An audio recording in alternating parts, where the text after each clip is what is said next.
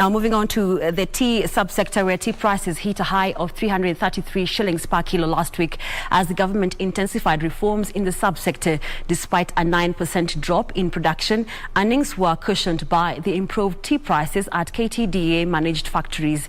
Tea production dropped to 55 million kilos in July to September period compared to 60 million kilos for a similar period last year.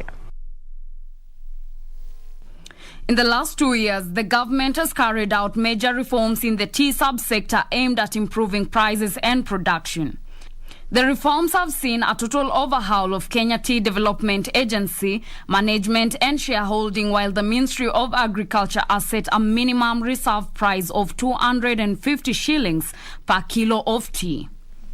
KTDA says despite a dip in productions, earnings to farmers have remained high in the last quarter, as the average price of tea reached all-time high of 333 shillings mid this month.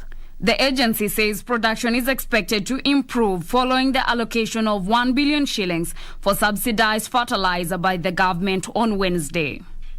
During his Mashujaa Day speech, President Uhuru Kenyatta directed National Treasury to allocate tea subsector 1 billion shillings to help procure subsidized fertilizer to be distributed to tea farmers in the country.